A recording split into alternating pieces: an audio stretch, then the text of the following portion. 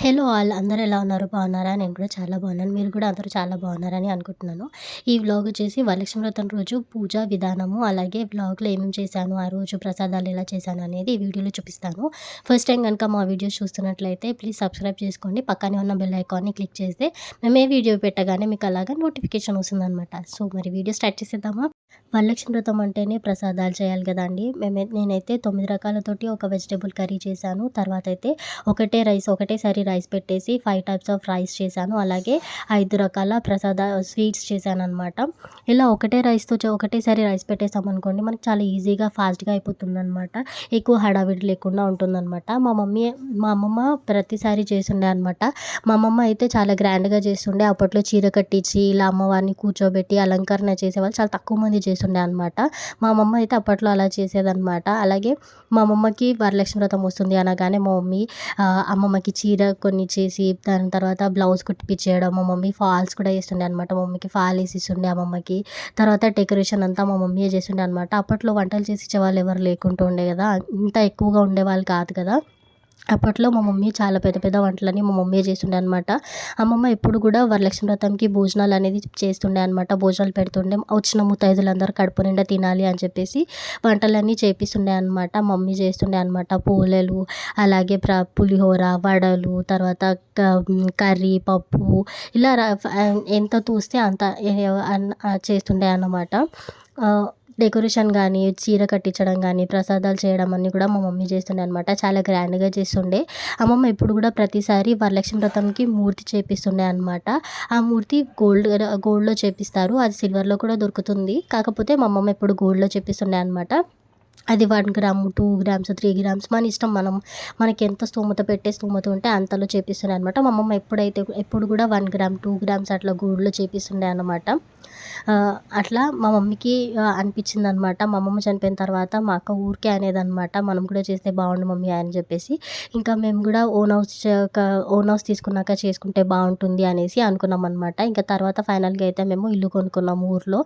ఇంకా ఇల్లు కొనుక్కున్న తర్వాత అయితే ఇక మా అక్క మళ్ళీ అడిగిందనమాట, మమ్మీ మనం చేద్దాం అనుకున్నాం కదా వరలక్ష్మి వ్రతం అని చెప్పేసి. అప్పటి నుంచి మేము కూడా చేయడం అయితే స్టార్ట్ చేసాము. మేము ఫస్ట్ స్టార్టింగ్‌లో వరలక్ష్మి వ్రతం చేసేటప్పుడైతే ఓన్లీ అంటే చీర కట్టించి ప్రసాదాలు చేసి ఇంట్లోనే చాలా సింపుల్‌గా చేసుకున్నామనమాట.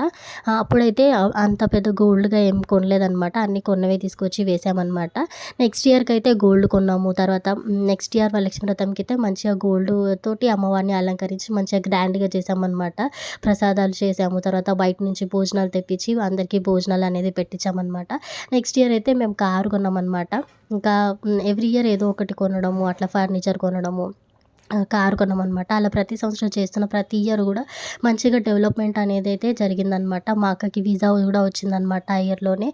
తర్వాత వీసా వచ్చిన నెక్స్ట్ ఇయరే మళ్ళీ మా అక్క యూఎస్ నుంచి వచ్చిందనమాట. అప్పుడు తనకి హాలిడేస్ ఉండే కాలేజ్‌లో. అయితే తను ఇండియాకి వచ్చిందనమాట. ఇండియాకి వచ్చిన తర్వాత కూడా మేము వరలక్ష్మి వ్రతం చాలా గ్రాండ్‌గా చేసామనమాట లాస్ట్ ఇయరు. మా అక్కనే ప్రసాదాలు చేసిందనమాట. చీర కట్టించడం గానీ, డెకరేషన్ గానీ అంతా కూడా మా అక్కనే చేసింది. చాలా చేసేది తను. తనకలా చేయడం చాలా ఇష్టం అనమాట. సో, చేశామనమాట. అయితే ప్రసాదాలు మేమే చేసాము. కాకపోతే భోజనాలనేది బయట నుంచి ఆర్డర్ ఇచ్చి తెప్పించామనమాట. అలా చేస్తే మంచిగా అనిపించింది. సో, వచ్చిన వాళ్ళందరికీ కడుపు నిండా, ముత్తైదులందరికీ కడుపు నిండా పెట్టాలనేసి అలా బయట నుంచి భోజనాలు తెప్పించి భోజనాలు చేపించామనమాట. ఈసారైతే చాలా సింపుల్‌గా ఇంట్లోనే చేశామనమాట. నేనే చేశాను. ఒకదాన్నే ఉండే కదా! అన్ని ప్రసాదాలన్నీ చిన్నగా కొంచెం కొంచెం అన్నీ నేను ఒకదాన్నే చేశాననమాట.